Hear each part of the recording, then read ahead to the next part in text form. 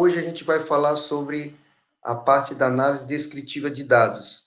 Lembrando que eu vou ignorar as questões de desenvolvimento dos gráficos, eu vou focar principalmente em dois gráficos, que são os mais importantes, e porque eles nos ajudam a um melhor entendimento dessa parte descritiva. A primeira coisa que a gente vai fazer é entender o processo analítico descritivo. Então, como seria isso daí? Quando a gente tem o conjunto de dados, esse conjunto de dados ele está armazenado em uma planilha de dados, você não tem como obter as primeiras impressões no momento em que esses dados estão armazenados numa planilha. Então, você tem que fazer um processo de, vamos dizer assim, de tradução, que possam mostrar as tendências do estudo. Então, é um exemplo. A gente tem aqui um conjunto de dados que representa o número de alevinos num determinado cultivo, né? E isso aí está disposto dentro de um vetor, por exemplo, e a gente pode chamar de uma tabela primitiva, tá? Então, o início de tudo começa a partir do conjunto de dados arquivados, tá?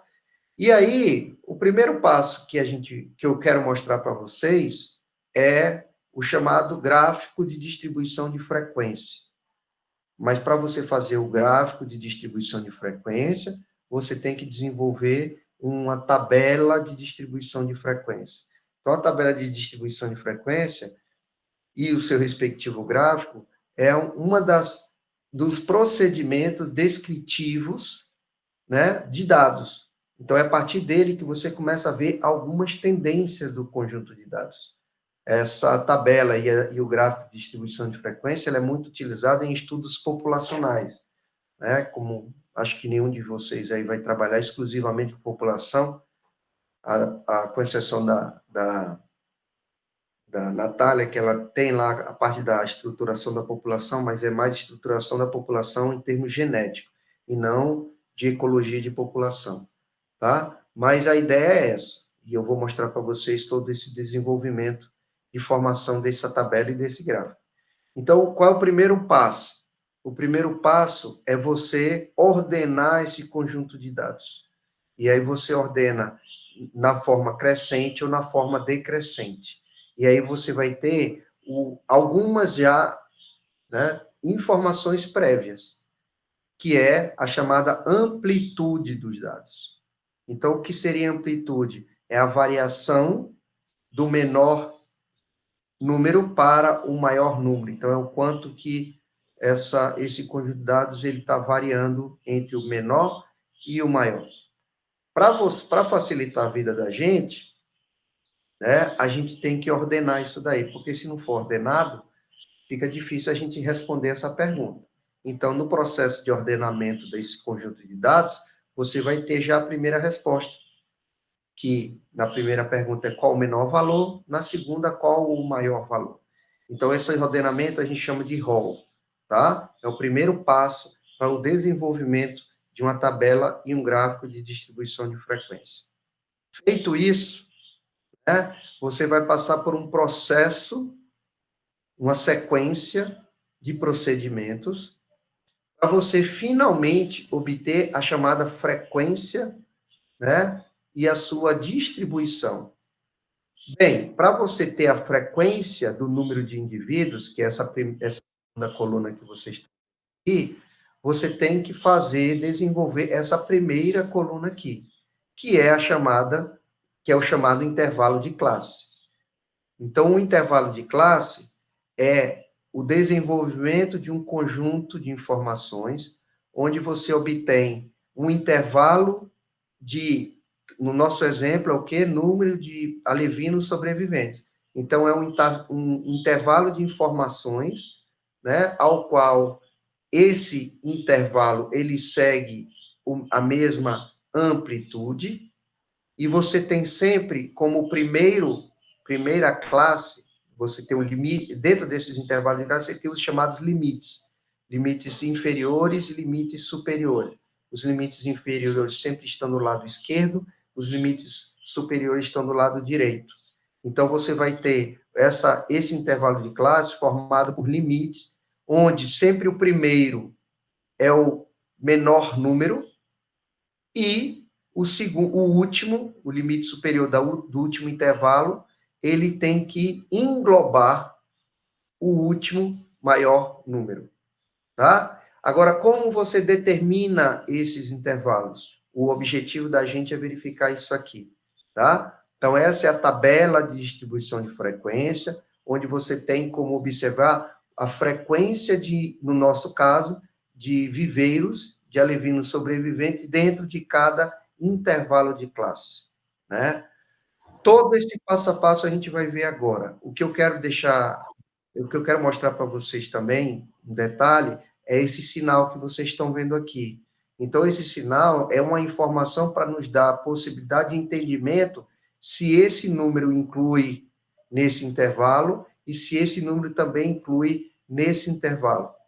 Tá? Então, quando tem a barrinha do lado esquerdo, a gente inclui aquele determinado número. Quando não tem a barrinha, que é o caso do lado direito, a gente exclui esse determinado número.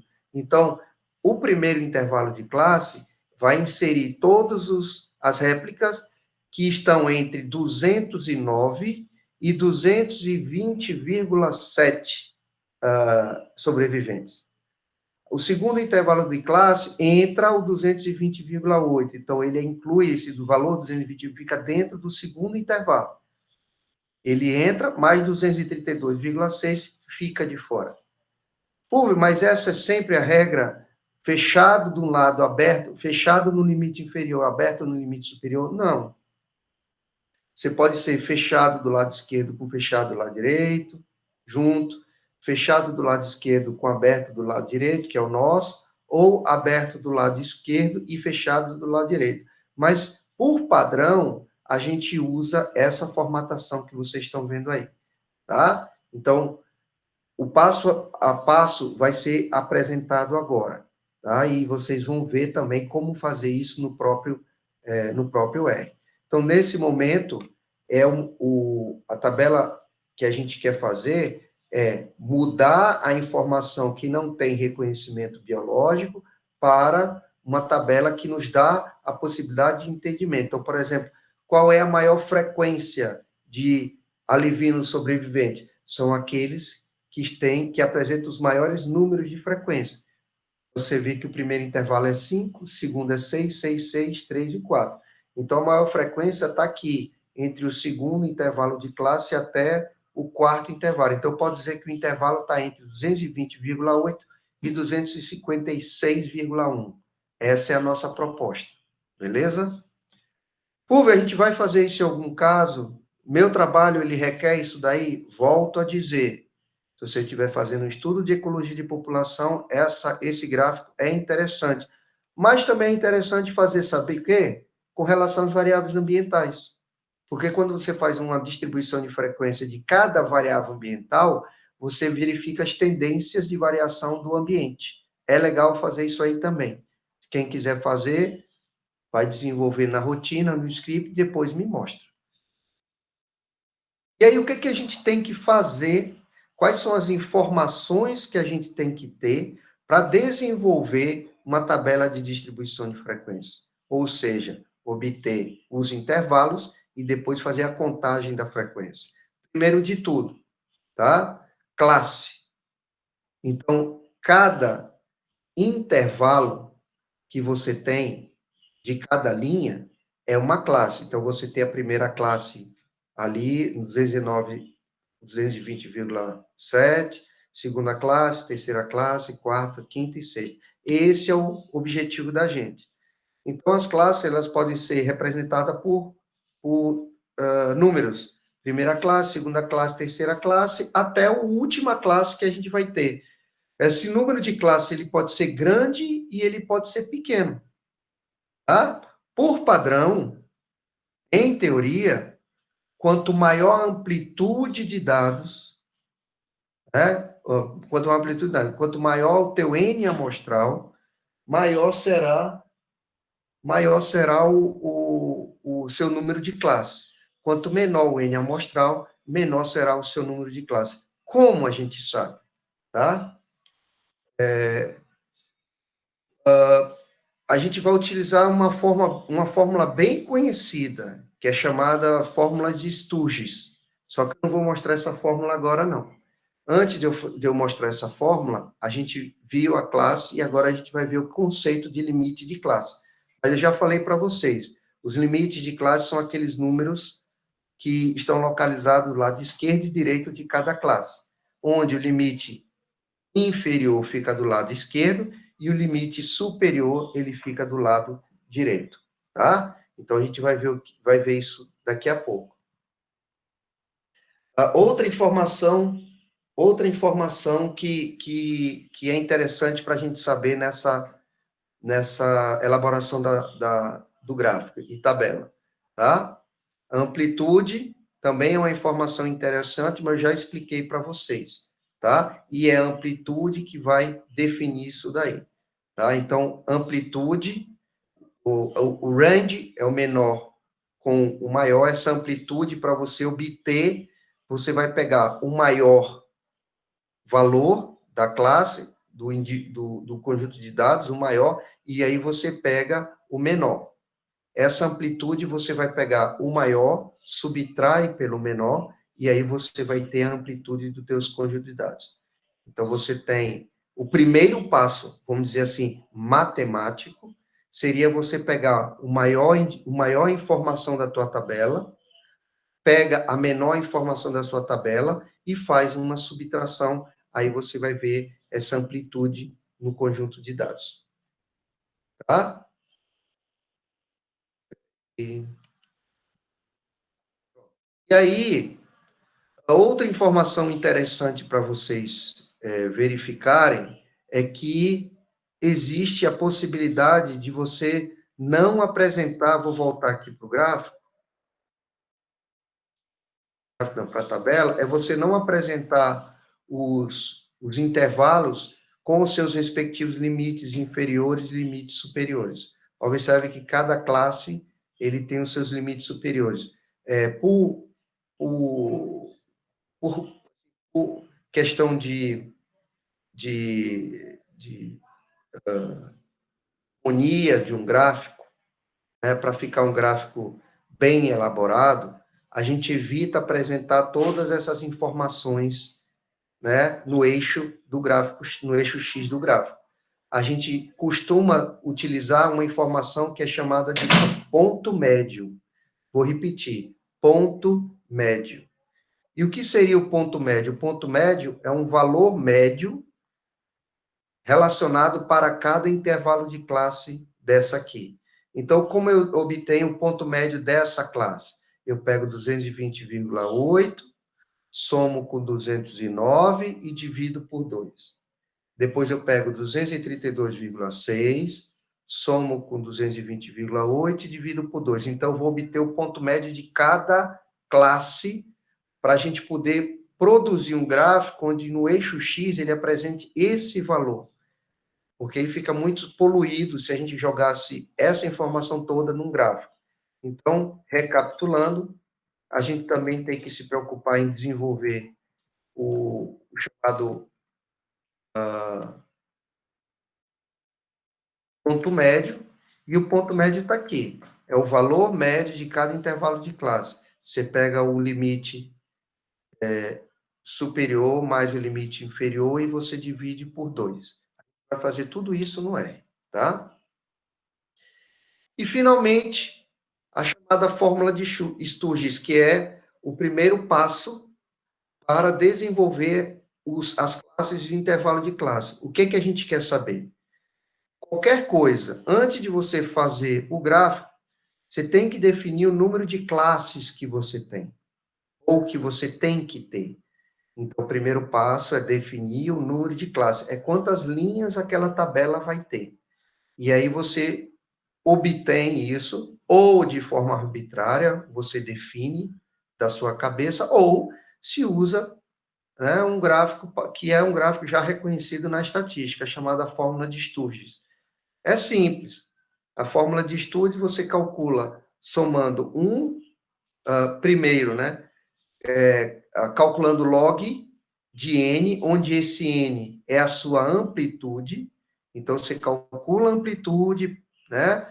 Tira o logaritmo dessa amplitude. Ah, foi é logaritmo o quê? Neperiano? É logaritmo na base 10? É logaritmo na base 2? Não, não necessariamente tem que ser um específico.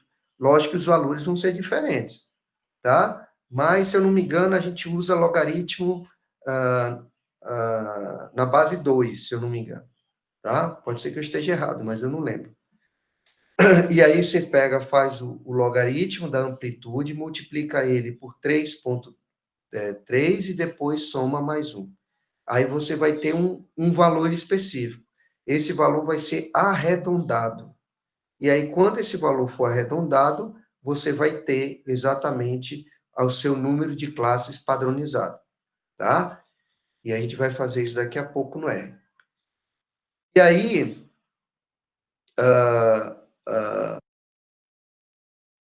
tendo como é que se pode dizer? Tendo esse número de classes, tá?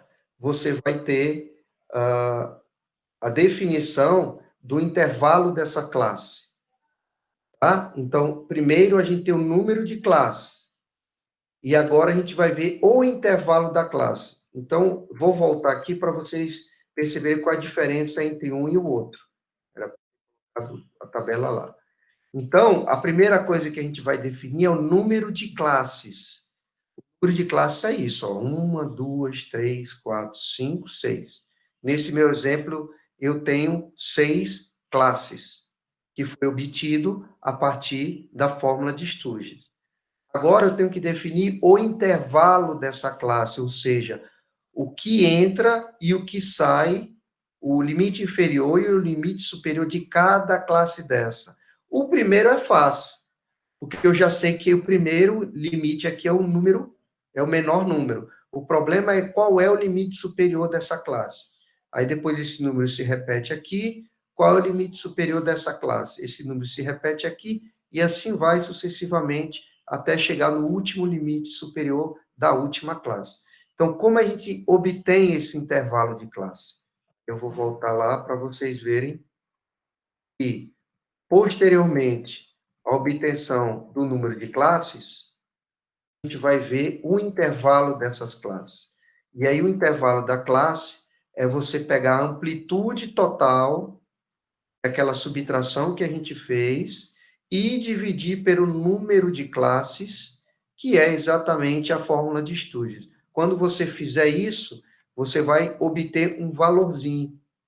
E esse valorzinho vai ser a obtenção da classe superior, do limite superior de cada classe que você está desenvolvendo, tá?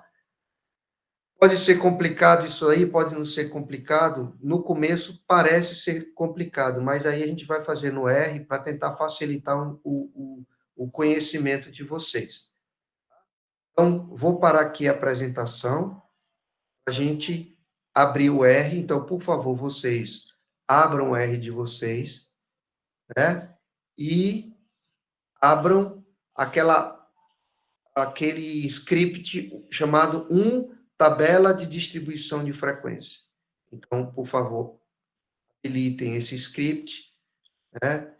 Eu vou padronizar vou fazer uma modificaçãozinha aqui no meu RStudio para ficar a letra maior.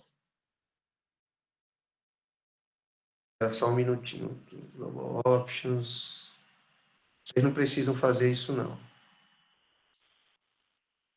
Vai ficar melhor na hora de vocês verem no YouTube. Então, vamos lá. O que é que a gente quer fazer? A gente quer fazer um gráfico de distribuição de frequência. Né? Para isso, o primeiro passo é o conjunto de dados. Tá? Então, a partir do princípio que todos vocês já estudaram a parte introdutória do R, a gente vai correr o script e eu vou explicando em detalhes cada um deles. Beleza? Então, vamos lá. Primeiro, o conjunto de dados. Para o nosso exemplo, a gente vai utilizar um conjunto de dados que já está embutido no R, que é esse faithful. Então, todos vocês têm como abrir esse conjunto de dados, porque esse conjunto de dados já está armazenado no HD de vocês. Tá? Se não tiver, aí me avisem, porque a gente tem que solucionar esse problema. E, logicamente, a linha 4, eu vou abrir esse conjunto de dados usando esse comando data. Então, eu executo a linha 4. Quando executo a linha 4, vocês olham do lado direito, ele já tem aqui a informação puxada do próprio R. E aí, vamos verificar esses dados. A gente pode verificar esses dados usando o comando head ou usando o comando str, mas cada um tem uma função. O head é uma forma de você visualizar o cabeçalho e os valores iniciais dos dados. Então, a gente quer visualizar esses dados. Executa a linha 5 e vocês vão ver, né, na janela inferior esquerda que esse conjunto de dados ele tem duas colunas. Uma com a informação de erupção e a segunda informação que é a coluna waiting, que é a espera. Se eu não me engano, isso aí é um conjunto de dados que mostra o tempo de erupção, né, daquele parque, aqueles geysers do parque de Yellowstone. Então, a gente vai pegar uma dessas duas colunas e fazer um gráfico de distribuição de frequência. Então, para isso, a linha 6, eu estou puxando do conjunto de dados faithful a coluna eruptions. Então, eu vou trabalhar com a coluna eruptions para desenvolver esse gráfico de distribuição de frequência. Então, eu estou denominando um novo objeto chamado duration, a partir desse conjunto de dados que a gente acabou de baixar no R. Então, está aqui. Vocês têm agora a informação de um vetor, que é o nome duration, onde ele tem 272 informações. E cada uma delas está descrita aí na janela superior direita. Beleza? Então, estamos com o nosso conjunto de dados. E aí, vamos obter o range.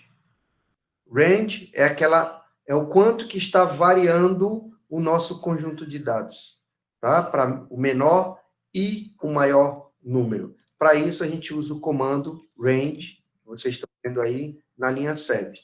Então, para esse conjunto de dados, eruption, tem o menor valor, que representa o número 1.6, e o maior valor, que é o 5.1.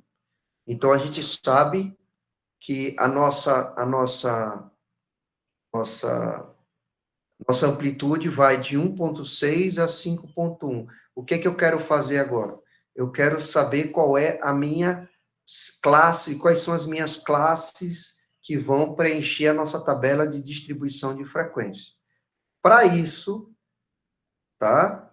Para fazer a tabela, eu crio um novo objeto chamado breaks, e esse objeto, para desenvolver o número a sequência de classes, eu tenho que usar o comando sec, de sequence. Esse comando é um comando que nos dá a possibilidade de criar um conjunto de informações. E aí eu estou definindo como vai ser essas informações a partir dos argumentos inseridos dentro do parênteses. Primeiro argumento, 1.5 é o menor valor que a gente tem representando o menor número do nosso conjunto de dados. Então, se o menor número do nosso conjunto de dados é 1.6, eu coloco aqui 1.5. O outro é um valor que esteja acima do maior número da nossa amplitude. Então, é 5.5. Começa 1.5 é referente ao menor, abaixo do menor, 5.5 acima do maior, e eu quero que essa sequência seja um intervalo de 0.5 a 0.5. Então, ele vai criar um conjunto de dados assim, 1.5, aí 1.5 mais 0.5, 2. 2 mais 0.5, 2.5. 2.5 mais 0.5, 3. Aí 3.5, 4, 4.5, 5 e 5.5. É isso que a gente vai obter. Olhar aqui, ó, 1.5, 2, 2.5, 3, 3.5, 4, 4.55, 5.5. Então, essa é a nossa sequência de classes. Prestem bem atenção, eu estou desenvolvendo uma tabela de frequência passo a passo. Se um dia vocês quiserem fazer passo a passo, e pode ter outra forma? Pode. Mas eu criei essa forma para a gente poder ter um entendimento de desenvolvimento da tabela. Então, tendo a sequência de classes, eu agora vou identificar os valores dos nossos dados normais, originais, que é o eruption, tá? Que ele está sendo representado, nesse caso, pelo vetor duration, que a gente criou aqui em cima, na linha 6. Na linha 6, a gente criou esse objeto, reflexo da coluna erupção. Então, para a gente ter a identificação, ou seja, a gente detectar o número de frequência de cada classe, eu uso o comando cut. Nesse comando cut, eu tenho que ter o primeiro argumento, seria o nosso conjunto de dados, que é o objeto duration. A gente usa o segundo argumento para definir de onde até onde vai ser a nossa contagem de frequência. Então, vai ter que ter a contagem de frequência da classe 1, da classe 2, da classe 3, da classe 4 e assim sucessivamente. Para isso, a gente tem que saber as nossas classes. Então, as nossas classes, elas estão inseridas no objeto breaks, que foi feita logo aqui na linha 8. E, finalmente, o último argumento, que representa possibilidade de incluir o limite inferior ou de incluir o limite superior. Então, Fulvio, o que esse argumento representa? Esse argumento representa isso aqui, ó.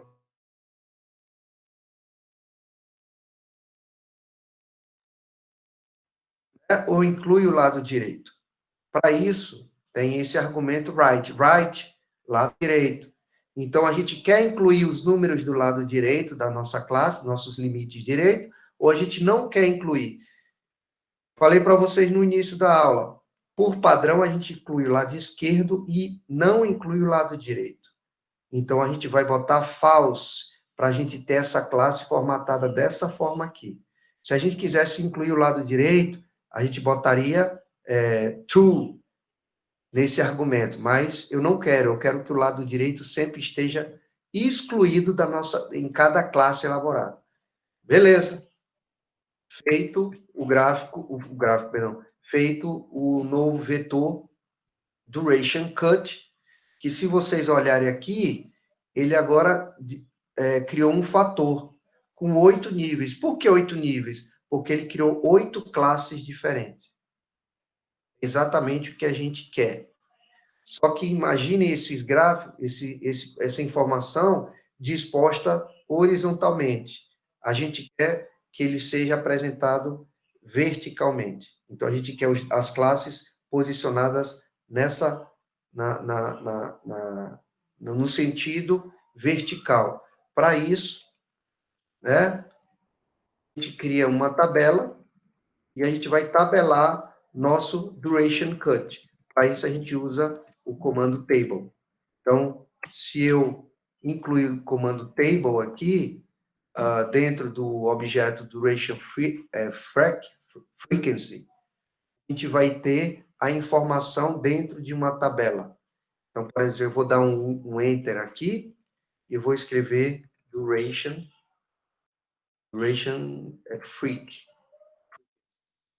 No executo, a gente tem cada intervalo de classe, né, e a sua respectiva contagem de frequência.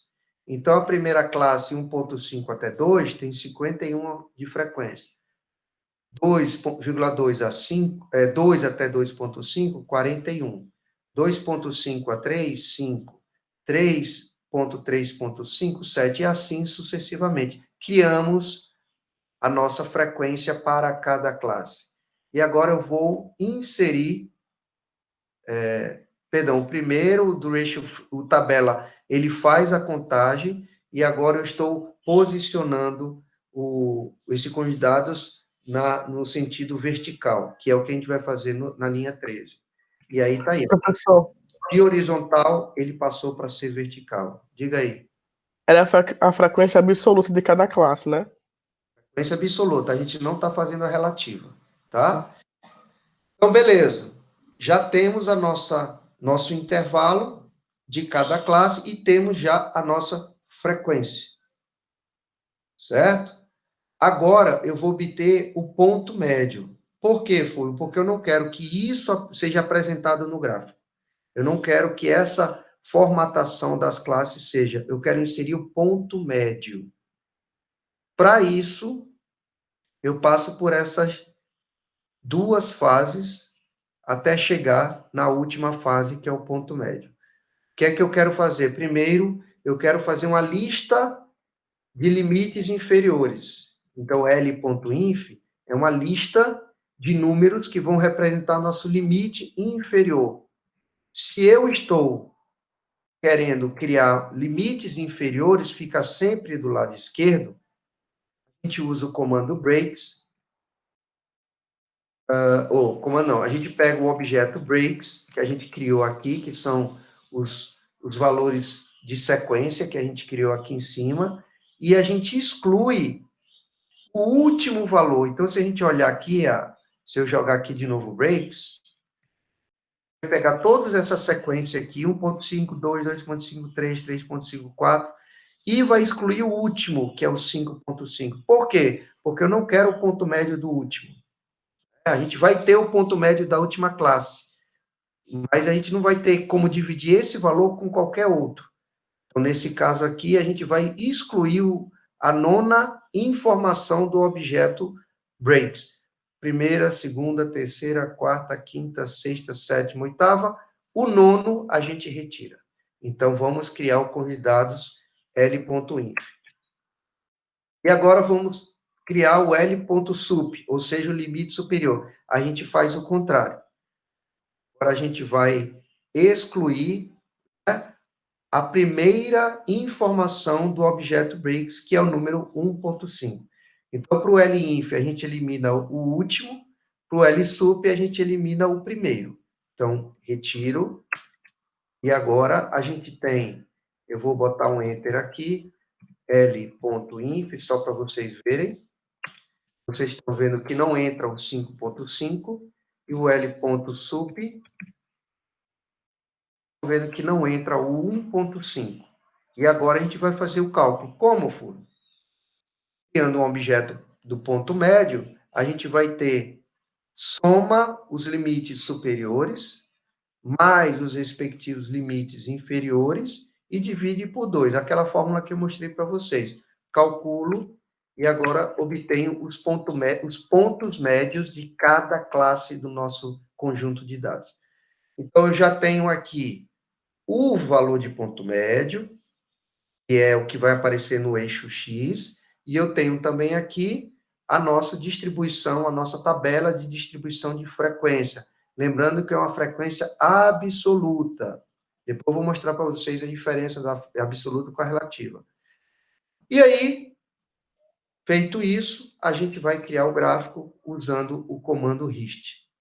HIST de histograma, e para isso a gente inclui um conjunto de informações que eu vou chamar objeto.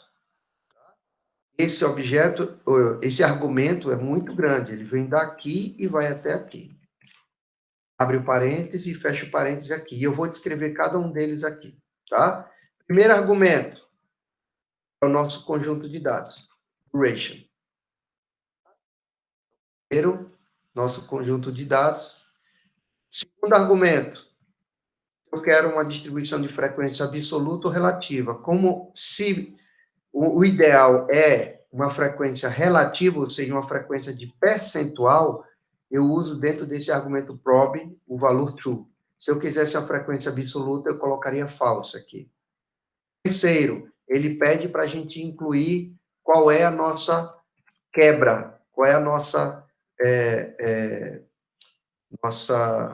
nossos intervalos. Então, a gente usa aqui breaks igual a breaks. Eu botei o mesmo nome, eu poderia colocar qualquer outro objeto aqui. Se eu fizesse só isso aqui, ó, só isso, eu vou pegar, copiar essa linha, colar aqui antes, no 21, e vou deletar tudo aqui, até só deixar esses 3 primeiros argumentos, que é o conjunto de dados, se vai ser uma distribuição de frequência absoluta ou relativa, e os intervalos de classe que a gente definiu no objeto breaks. Se eu executar isso daqui, ele já faz o gráfico.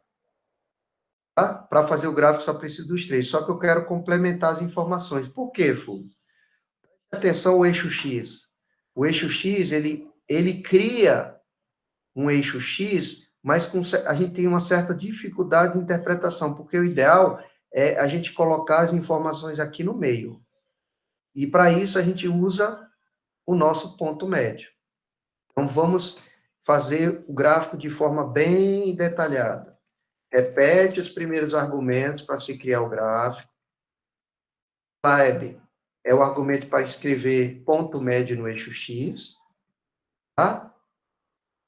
Lim, o nosso limite inferior e superior do eixo Y, que é esse 0 até 0,5. No meu caso aqui, nesse gráfico, foi até 0,5, mas eu quero até 0,8. Então, vai ficar 0 até 0,8. Lab é o nosso cabeçalho do eixo Y, que é o valor de probabilidade, de frequência. O resto todo aqui são informações de cor, de formatação. Eu não recordo o que é esse XAXT, mas só é procurar lá, a gente vai saber a função, tá? E, finalmente, botar um cabeçalho no nosso gráfico. Esse XAXT é para não plotar o eixo X, se eu não me engano, professor. Tá aqui, tá aqui. XAXT já escrevi. É quando a gente não quer o eixo, tá? Então, se vocês olharem aí, a gente vai ter o gráfico bonitinho, cor cinza, como a gente pediu, mas sem apresentar o eixo X, certo?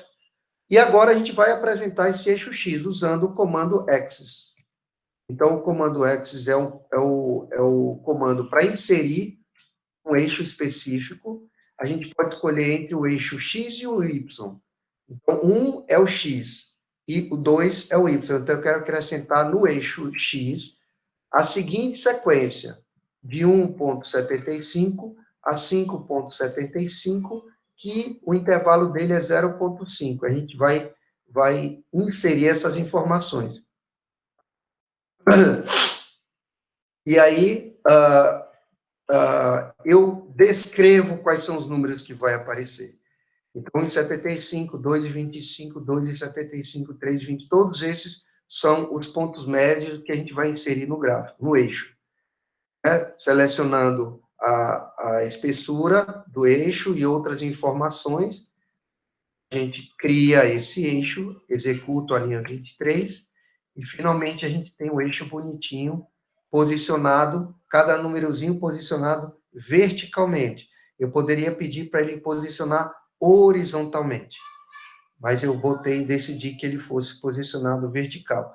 E, finalmente, a última parte do nosso gráfico é inserir a chamada linha de tendência. Então, a linha de tendência é uma linha que mostra a tendência da distribuição dos nossos dados. Essa linha de tendência, a gente usa um comando chamado density. Esse comando density é a aplicação de uma curva de densidade chamada curva de densidade de kernel, né? É muito interessante para quando você quer observar as tendências dos dados de vocês. Eu sempre, quando faço um gráfico de distribuição de frequência, eu insiro essa linha de tendência, tá? A densidade de kernel, ela pode ser o smooth dela, né, a suavização dela, pode ser pouco suavizado ou pode ser muito suavizado. No caso, eu estou usando o default, o padrão, que está já apresentado no próprio comando. Eu não modifico nada. Então, se eu executo lines, vocês vão ver exatamente a formação da curva de densidade. Pergunto, qual é a tendência desse conjunto de dados? Esse conjunto de dados tende a ser bimodal. Só um momento, pessoal.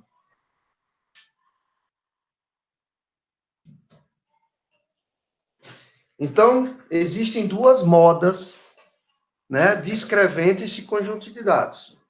A gente já consegue interpretar, por exemplo, que esse conjunto de dados, a maior frequência ocorre entre no ponto médio de 1,75 e no ponto médio de 4,25. Tá? É uma informação interessante para as primeiras impressões do nosso conjunto de dados. Tá? Só que eu mostrei para vocês esse gráfico, essa rotina aqui, onde a gente fez passo a passo a criação da tabela, ou a criação dos intervalos de classe, ou simplesmente eu já coloco aqui nesse argumento breaks, que é nossas classes, o nome Sturgis.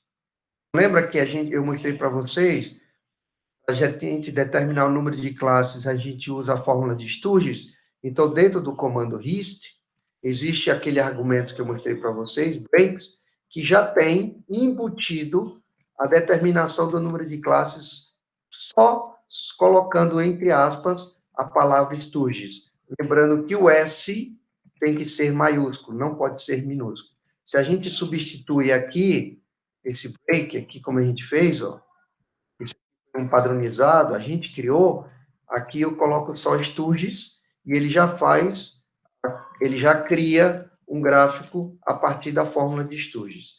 Então, executando a linha novamente, vocês vão ver que não muda nada. Então, a gente fez o gráfico de duas formas. A gente manipulando o número de classes, ou o número de classes sendo determinado a partir da fórmula de Sturgis. Entenderam isso daí? Vamos para um segundo exemplo. Só que nesse segundo exemplo, a gente vai ter um conjunto de dados que apresentam uma distribuição de densidade normal. Então, esse comando rnorm é um comando que nos dá a possibilidade de obter um conjunto de dados, mas que esse conjunto de dados tenha distribuição de densidade normal. Tá? Dentro do parêntese, a gente insere 3 argumentos. O primeiro argumento é o número de réplicas, que é 30. O segundo é nossa média. E o terceiro é o nosso desvio padrão. Então, quando eu executo a linha 29, a gente vai ter um conjunto de dados, que esse conjunto de dados, ele vai ter distribuição de densidade, de probabilidade normal. Observem que os meus valores são diferentes de vocês, porque o computador está criando esses valores. Cada um vai ter um conjunto de dados diferente e cada um vai produzir um gráfico diferente. Mas a única situação similar é que ele vai tender à distribuição de densidade e probabilidade normal. Para isso, fazemos novamente o gráfico. O conjunto de dados, tipo de distribuição de frequência relativa, usando o número de classes a partir da fórmula de Sturgis. Isso aqui a gente vai mudar daqui a pouco. Cada um vai ter que mudar esse valor, porque o nosso eixo Y vai variar de acordo com a simulação de cada dado. O resto você já sabe, o cabeçalho, não colocar o eixo X, tá? E cor e tudo mais. Então, execute a linha 31. Na linha 31, a gente tem o gráfico sendo elaborado. Tá? Observe que meu gráfico difere do de vocês. Cada um vai ter um gráfico diferente. Tá? E aqui, a gente vai inserir o eixo novamente. Então, o eixo, os números, né? Executo a linha 32, ele joga os números. Se eu quisesse botar um ponto médio aqui, eu faria como eu fiz lá em cima, mas eu não quero perder tempo. E, finalmente, eu faço agora a curva de densidade de kernel para mostrar a tendência dos dados. Feito isso daí, a gente fez novamente um outro conjunto de dados. Uma dúvida, pessoal? Fúvio, no caso, por que a gente já não coloca logo o eixo X nesse comando da linha 31? É melhor colocar depois. Ah, pode sim, você pode colocar. O problema é que se você não colocar, se você colocar já o gráfico, ele vai mostrar os intervalos em cada coluna. É questão de dizer assim, é o hábito de querer que o gráfico tenha um ponto médio bonitinho aqui. Mas se você pode fazer ou quer fazer desse jeito, não tem problema. Você tem que interpretar que a primeira frequência está entre 18 e 19, a segunda frequência está entre 19 e 20, e assim sucessivamente, entendeu? Entendi. Tá? Então, continuando aqui, a gente tem um outro gráfico que modificando algumas coisas. Nesse caso aqui, eu modifiquei o que vai colocar dentro do eixo, né? São repetições de exemplo. E aí a gente tem eu vou colocar duas linhas de tendência. Quero que vocês observem exatamente isso aqui. Eu criei uma linha de tendência com a linha por pontos, pintado de preto, e outra linha de tendência com a cor vermelha. Observe no gráfico que o vermelho, ele não se sobrepõe ao preto pontilhado. Ele muda a sua rota um pouquinho. Isso é o que a gente chama de smooth. Suavização da linha de densidade de kernel. E o que eu fiz aqui? Dentro desse density, eu usei um outro argumento. Um argumento que chama ajuste. Esse ajuste, ele pode ser 1, 2, 3, quantos vocês quiserem. Esse é o argumento que faz com que nossa curva de densidade ele seja mais suave ou menos suave.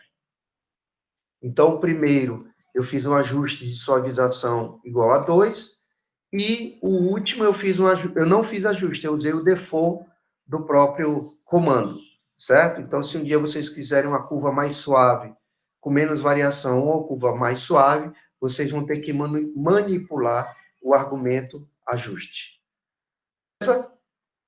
Esse é o nosso primeiro gráfico. Vou só mostrar para vocês que existe um monte de alternativa de gráfico, porque existem vários pacotes que fazem gráficos de distribuição.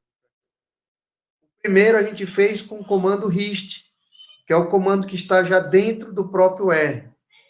Agora, a gente vai fazer o gráfico a partir do comando Agricoline.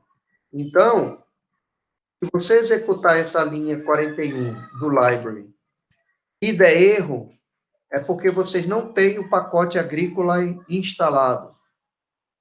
Ah, Fulvio, deu erro, eu não tenho. Então, vocês têm que instalar. Como é que instala? Já ensinei a vocês. Vocês vão aqui na janela inferior direita, clique na aba Packages, e aí você vai clicar aqui em Install. Aqui.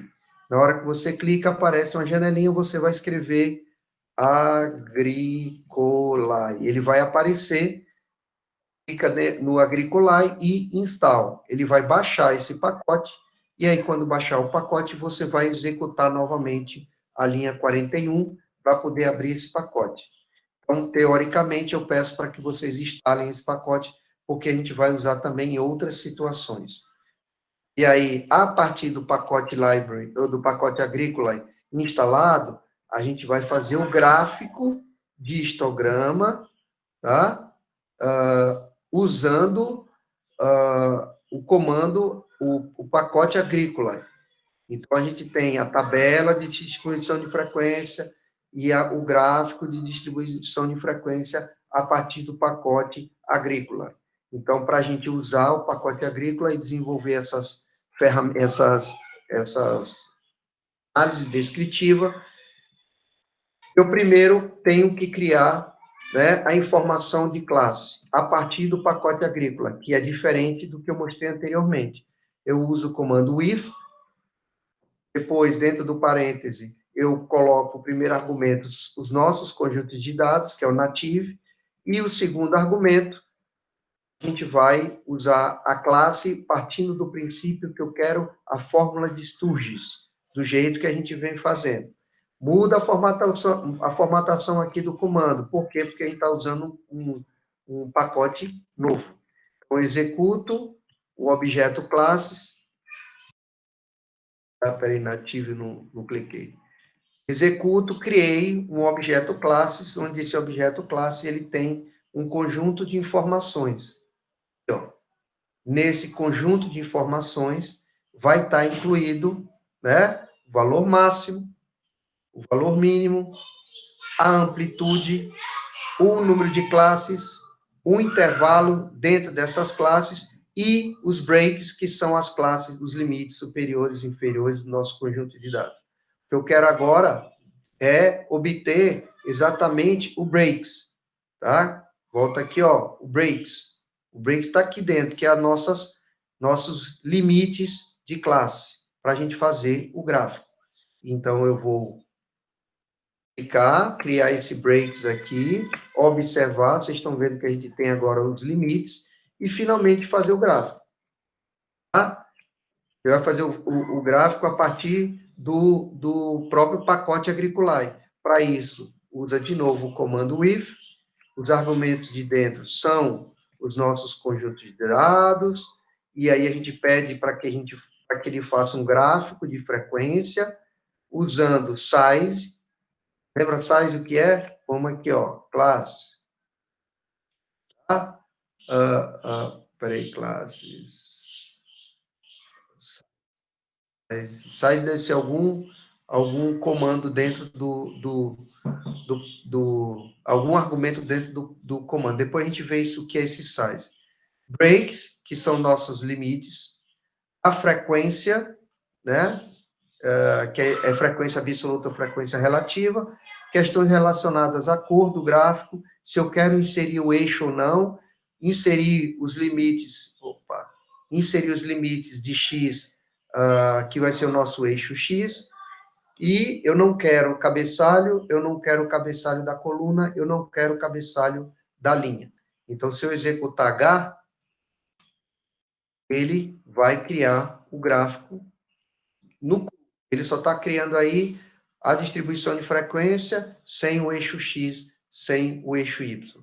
Agora eu vou inserir o eixo X e o eixo Y.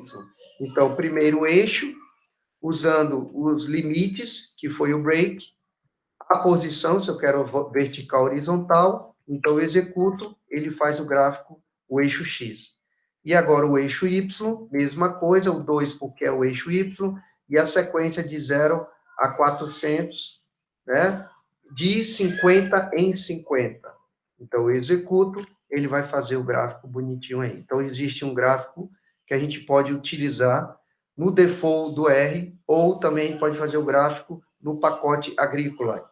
E agora, finalmente, eu vou colocar os títulos do gráfico, do eixo X e do eixo Y. Lembrando, não são somente esses dois. Existe uma outra variedade de comandos que desenvolve histograma e tabelas de frequência. O que eu vou mostrar para vocês? O que eu uso? Eu gosto de usar. Eu gosto de usar os gráficos de histograma a partir do pacote ggplot2. Volto a dizer, é o melhor pacote para desenvolver gráficos no R. O melhor não, um dos melhores. Tá? Para isso, eu vou agora baixar o conjunto de dados chamado IRIS. Então, baixo o conjunto de dados chamado IRIS e vou observar que conjunto de dados é esse. Presta atenção. Isso aqui é um conjunto de dados bem conhecido na estatística, onde ele faz uma mensuração, uma biometria das chamadas pétalas e sépalas, né, de uma flor específica. Então, você tem a primeira coluna, comprimento da sépala, segunda coluna, largura da sépala, terceiro, comprimento da pétala, e depois, comprimento, largura da pétala. E a última coluna é uma variável qualitativa, onde a gente tem as espécies. Existem 3 espécies que foram mensuradas. Eu vou pegar uma dessas colunas para fazer o gráfico. E aí eu resolvi usar o comprimento da sépala. Antes da gente fazer o gráfico, vocês têm que abrir o pacote ggplot2 usando o comando library. Quem não tem o pacote ggplot2, por favor, instale. A mesma coisa que a gente fez em agrícola. Tá? E aí você faz o gráfico usando o comando ggplot. Quais são os argumentos que a gente vai usar para fazer o gráfico? Isso aqui que está dentro do parênteses. O primeiro é o conjunto de dados. O segundo é dar a referência de quem vai ser meu eixo X. Para isso, eu uso esse argumento AES, dentro do parêntese, a coluna que vai ser utilizada para fazer o gráfico. Então, já estou dizendo que meu eixo X será feito a partir da coluna sepaulente. No ggplot, a gente usa essas primeiras informações como padrão. E depois a gente vai definir que gráfico eu quero. Por isso que eu uso o sinal de mais, para definir aqui que gráfico que eu quero. Eu quero um histograma. Então, ele vai fazer um histograma a partir dos dados íris, onde a coluna X será comprimento da sépala. E esse bin width é a largura dos intervalos. É o quanto que essas barras elas vão ser o número de barras pequenas ou o número de barras muito grandes. Seria nossas classes, vamos dizer assim. Por exemplo, se eu executo 0.1, ele fez esse gráfico com um monte de barrinha. É o jeito, vamos dizer, é o primeiro jeito mais brusco do gráfico. Mudem. Observem, de 0.1, agora vocês vão botar 0.5. E executem de novo esse gráfico. Vocês vão ver que a barra ela fica mais grossa. Então, quanto maior esse bin width, menor é o número de classes. Quanto menor esse valor, maior o número de classes. Eu vou voltar aqui a 0.1, deixa como tá? E agora eu vou fazer um gráfico mais bonitinho. Para isso, vou repetir aqui, não preciso nem repetir. Para isso, eu gosto de criar um objeto, tá? Para depois ir acrescentando novas informações no nosso conjunto de dados. Volto a dizer, o ggplot é um pacote muito legal, mas tem que estudar esse pacote para poder entender ele um pouquinho. Então, eu estou criando um objeto P1, onde esse objeto P1 vai ser o conjunto de dados que a gente tem, que é o conjunto íris da coluna sepaulente, onde eu vou criar um gráfico de histograma, onde a largura vai ser 0.1, com a específica coloração da linha e do preenchimento. Então, tudo isso aqui vai ser um gráfico de histograma de outra cor. E aproveito e já coloco o título do meu gráfico. Aí o título vai ser isso aqui, a largura da banda de 0.1. Quando eu executo isso aqui, ele vai desenvolver, eu não sei porque meu do talento, mas paciência. Ele cria, só que eu criei um objeto. Vocês não viram gráfico nenhum. Então, eu quero ver o gráfico, eu vou escrever P1. Tá? Então, quando eu executo P1, ele vai me mostrar o gráfico que foi criado. Já fica mais bonitinho. Certo? E aí vem, novamente, um outro gráfico, chamado P2. O que é que eu estou mudando? Estou mudando a largura. O primeiro era 0.1, o segundo é 0.2. Então, executo e crio o P2. E agora eu vou criar o P3, onde eu estou deixando a banda mais larga ainda. Então, criei o P1, criei o P2, criei o P3, e, finalmente, eu quero visualizar esses três gráficos juntos. Para isso, eu gosto de usar o pacote Grid Extra. Esse pacote Grid Extra é um pacote que ajuda a gente a fazer edição de apresentação de gráfico. Você pode usar o comando grid extra, ou você pode usar o próprio comando chamado FaceWrap, que está inserido no ggplot 2. Eu prefiro fazer o grid extra. Então, para isso, eu abro o pacote grid extra. Quem não tem um pacote, que eu acho que vocês não têm, vão ter que baixar. E uso o comando grid arrange. É onde eu vou fazer vou fazer a formatação dos meus 3 gráficos juntos. Então, preste atenção. Eu quero inserir o meu gráfico P1, meu gráfico P2, meu gráfico P3 em uma determinada formatação. Então, eu quero como se fosse colunas. Então, coluna 1, coluna 2, coluna 3. Os gráficos, um do lado do outro. Então, se eu executar isso aqui, ele vai fazer o gráfico um do lado do outro. Preste atenção que a banda, quanto maior o valor da banda, mais grossa é as barras, ou seja, menor o intervalo de classe. Eu poderia também mudar aqui, você pode mudar isso aqui para ele ficar um embaixo do outro. Tá? Vamos arriscar, né? Isso aqui é N-Call, eu vou botar, ver se ele aceita N-Row. Vamos ver se ele aceita isso aqui. O gráfico um embaixo do outro. Beleza? E aí, assim como o default do R, ele tem a curva de distribuição de densidade de kernel, ggplot também tem a curva de densidade de kernel. Para isso, a gente usa o comando geom_density. Então, esse é um comando que faz uma curva de densidade de kernel similar ao que a gente fez anteriormente. Então, a gente vai ter um gráfico de densidade de kernel a partir da conjunto de dados íris, onde eu vou usar a coluna sepal_length para fazer esse gráfico. Então, quando eu executo isso daqui, ele nos dá um gráfico, só o gráfico de densidade. Eu não pedi para fazer o histograma e a curva de densidade de kernel junto, tá? Mas, de repente, eu quero fazer junto. Então, vamos lá. Primeiro, identificar quais são os dados, qual coluna eu vou usar, vocês já viram isso. Que gráfico eu quero fazer primeiro, o histograma, a partir da densidade pré-estabelecida. Isso aqui a gente vai usar uma frequência relativa. A banda, coloração da linha e do preenchimento, e, finalmente, a densidade, onde eu ponho, né, a suavização que eu quiser.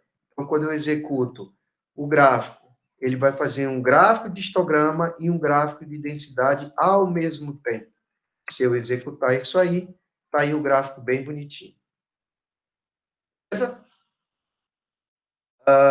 Alguma dúvida?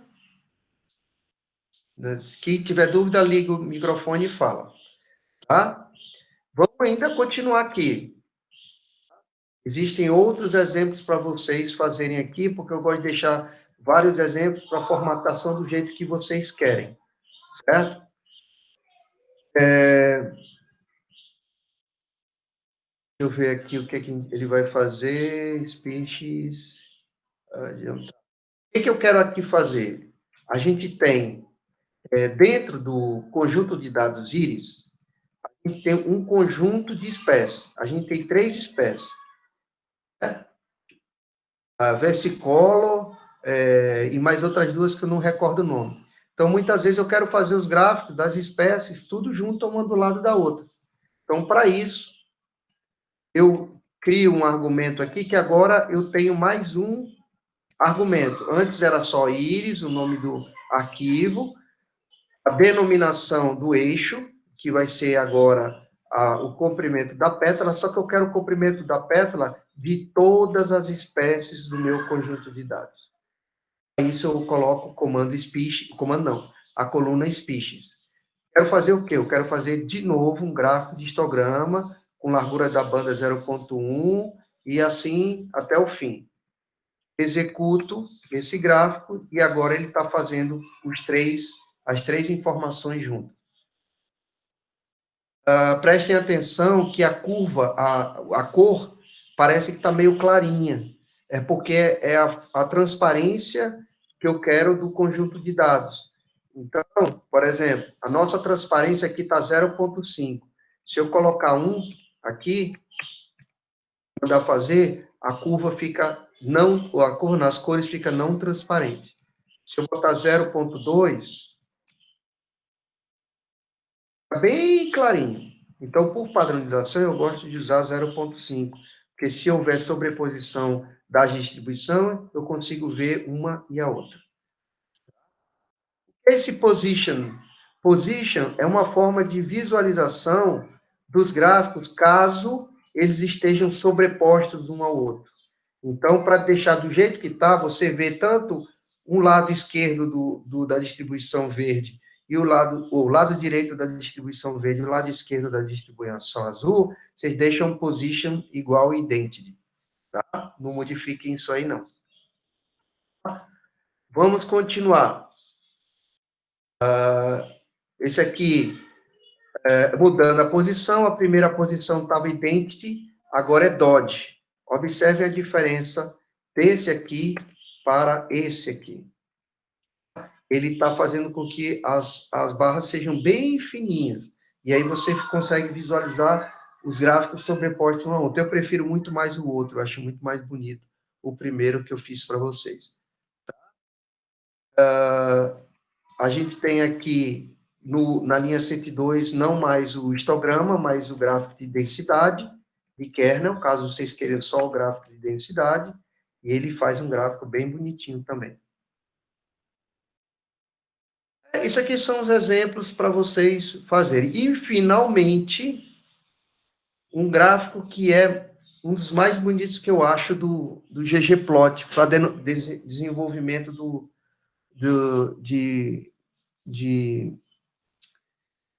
gráfico de distribuição de frequência. Vamos imaginar assim, vocês querem visualizar a variação da temperatura da água em relação aos meses coletados. Então, vamos supor que cada mês vocês foram para o campo e vocês coletaram um conjunto de área, um conjunto de pontos amostrais da temperatura, e vocês querem visualizar a dinâmica dessa temperatura da água ao longo do tempo. Para isso, a gente usa o pacote G-Grids. Ele faz esse gráfico, é um conjunto de distribuição de frequência a partir de um determinado fator, que no nosso caso aqui pode ser mês, ou pode ser localidade, ou pode ser qualquer variável qualitativa, certo? Então, a gente executa, abre o pacote G-Grids, e eu vou usar o conjunto de dados Lincoln Weather, que está dentro desse pacote. Então, é um monte de informação que não vem o caso eu ler isso daí. O que eu quero fazer é o gráfico. Para isso, novamente, uso o comando ggplot2. Deixa eu organizar isso aqui, para ficar bonitinho.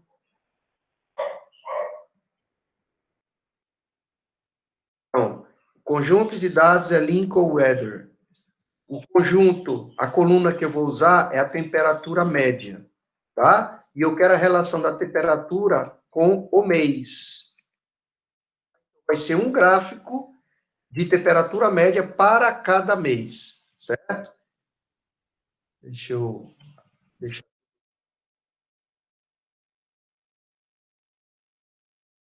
Aí, eu quero fazer o quê? Eu quero fazer um gráfico de densidade, certo? Só que com variação da cor do gradiente.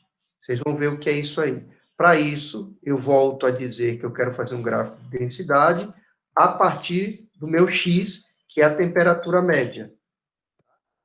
Além disso, eu vou determinar qual é o meu gradiente de cor. Para isso, eu uso o comando Scale Fill Gradient, onde eu determino as cores. Aqui, esse argumento cor, existem esses valores aqui, que são valores padronizados numa tabela de cores que tem. Esse asterisco, CC46 são cores. Eu posso, por exemplo, mudar isso aqui. Ao invés de usar códigos, eu posso usar nomes. A gente vai fazer os dois, tá? E, finalmente, colocar o título do conjunto de dados. Quando eu executo esse gráfico, vocês vão ter essa lindeza aqui, ó.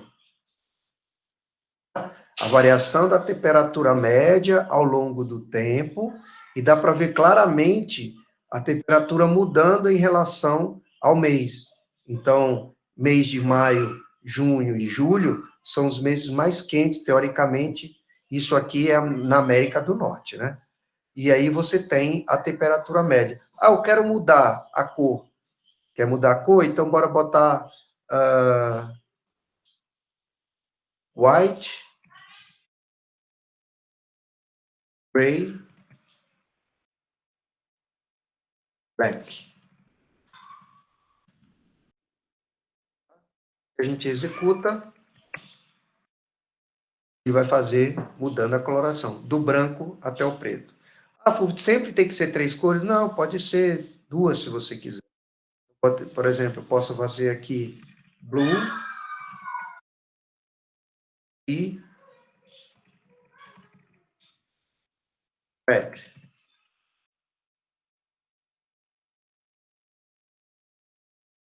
Executo e ele vai fazer do azul até o vermelho. Dúvida, gente? Entenderam isso daí? Alguns comandos, algumas sequências, elas podem ser complicadas agora no começo. Mas é o que eu volto a dizer, o comando ggplot é um comando que você tem que estudar ele. Ele é muito fácil, a lógica dele é muito fácil de interpretar, mas ele tem um conjunto de informações muito grande. E você só vai absorver essas informações no passo do tempo de cada um, né, no exercício da atividade, para ter conhecimento das pequenas nuances dentro desse pacote. Beleza? Alguma dúvida? Então, ninguém falou, significa que está indo no caminho certo. Beleza, fizemos a distribuição de frequência, fizemos os gráficos, a tabela, obtivemos as classes na tabela usando o R, fizemos os gráficos na tabela, os gráficos usando o R, tá? E agora vamos continuar aqui a parte teórica. Então, como eu já falei para vocês, existe 2 tipos de frequência, a frequência absoluta e a frequência relativa. A frequência relativa, quando os valores são do eixo Y, são percentuais, enquanto que a absoluta são os valores reais. E aí você ainda pode fazer uma frequência acumulada. Ao invés de você ter a frequência de ocorrência por classe, essa frequência vai acumulando ao longo. Então, é como se fizesse um gráfico que começa com a primeira frequência da primeira classe até o somatório de todas as frequências até a última. Então, vai ficar sempre uma curva crescente, né? Um sigmoide, uma crescente da primeira classe vai somando até a última classe. Alguns gráficos desses já são utilizados, mas eu quase não uso isso daí, tá?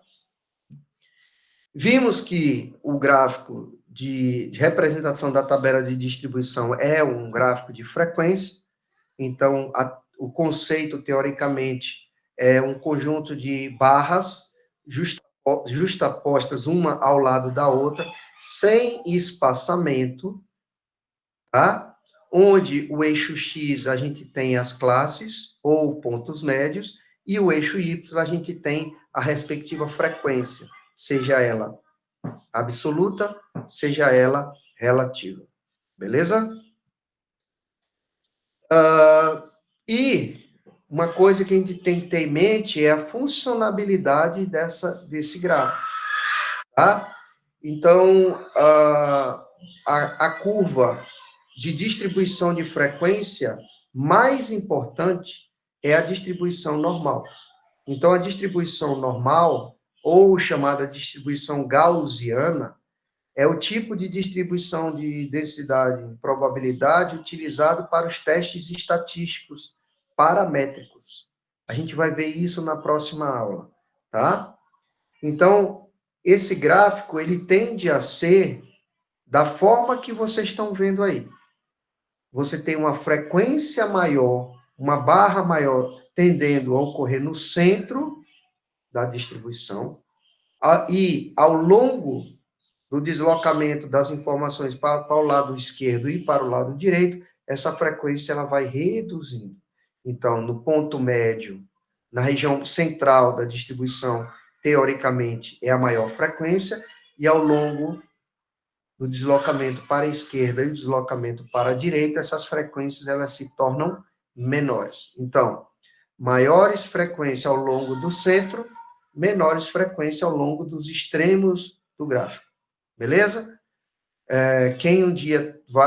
Se um dia vocês forem trabalhar com ecologia populacional, esse gráfico é um tipo de gráfico que serve como indicação da qualidade da população.